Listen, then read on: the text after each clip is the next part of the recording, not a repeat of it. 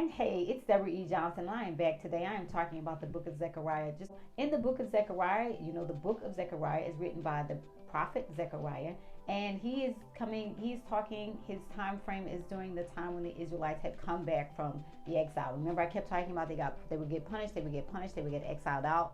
So he's talking to the group of people that have come back from Babylon after the 70 years of exile. And his name means Yahweh has remembered, and he is identified as the grandson of Iddo. Zechariah is definitely saying to the people, he's encouraging them, don't get discouraged. Don't start sinning. Don't go back to where you were. Because remember, that's how we got exiled out in the first place. And so he's encouraging the people to actually do what is right in the sight of the Lord, to say what is right in the sight of the Lord, and to make sure they start to do what they were supposed to do, which was come back and rebuild Jerusalem, rebuild the walls, rebuild the temple. The visions that he has, the first vision he has is with the vision of the horses. And then the second vision he has, he goes through, if you go all throughout, you see the 4 horses and the 4 the 4 horns and the 4 carpenters. And then he has the vision of the measuring line. There is also the vision of the high priest, and how the high priest has to take off his filthy garments, and how God's going to replace them and say that, you need to walk in my ways. He's charging the high priest in this vision saying, walk in my ways, do what I ask you to do. And then we have the vision of the golden candlesticks, and then we have the vision of the flying roll. There's also the vision of the ephah and the talent of lead, and then there is the vision of the 4 chariots. This takes you up to chapter 6 of Zechariah, and Zechariah continues to tell the people to stand for righteousness. Don't get confused. Don't mess up. This is your opportunity to do what is right in the sight of the Lord and God's standard of righteousness. Zechariah 7 and 8. And the word of the Lord came unto Zechariah, saying, Thus speaketh the Lord of hosts, saying, Execute true judgment, and shew mercy and compassion every man to his brother, and oppress not the widow, nor the fatherless, the stranger, nor the poor. Let none of you imagine evil against his brother in your heart. So again, God is encouraging them through Zechariah to do what is right in his sight.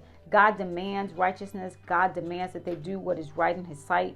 And every time, all of the minor prophets, we see that God's giving them an opportunity to say what's right and to do what's right. And they have a prophet who comes along to remind them this is what you're supposed to do, just in case you forgot. By the time you get to the end of the book of Zechariah, which is the 14th chapter, we see that it says all nations will come and humble themselves before the Lord. All nations will believe and worship the Lord. Zechariah 14 and 16. And it shall come to pass that everyone that is left of all the nations which came against Jerusalem shall even go up from year to year to worship the King, the Lord of hosts, and to keep the Feast of Tabernacles.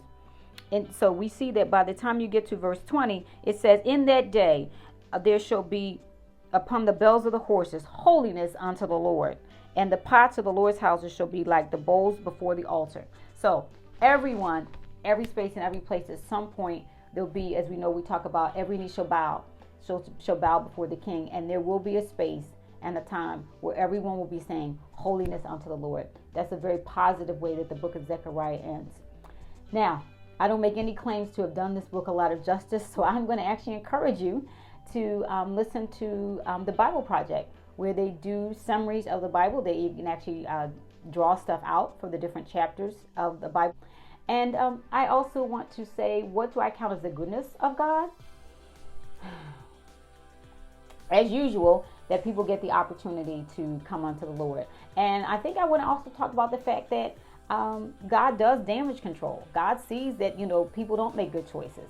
God sees that things are not going to work out, but God gives you the opportunity to make your choice, but then he does damage control so that if your choice doesn't initially line up with what he wants, guess what? In the end, it's all going to come together and work out for his glory and work out for his good. And we say thank you.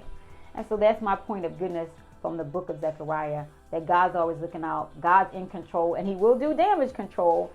If when they messed up, he did damage control, and he'll do damage control if you mess up or I mess up.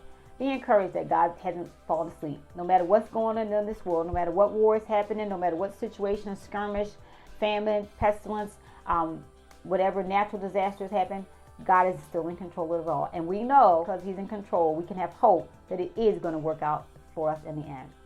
This is Deborah E. Johnson. Thank you so much for listening to me. I do want to give one more shout out to gotquestions.org. I believe is the site, because I go there frequently to look for information and to make sure that my facts are straight. No, they haven't paid me. I just want to say thank you, because I go there often and I want to give credit where credit is due. This is Deborah E. Johnson, and I am signing off for today, saying thank you so much for listening to me. Only one more book left and I will have gotten through all the minor prophets. Come back and listen to me as I do the book of Malachi, won't you? Make sure you check out my books, my physical books, and my downloadable journal. Please make sure you take a look at it. I'd certainly appreciate it. And I will talk to you very soon. Take care. Bye.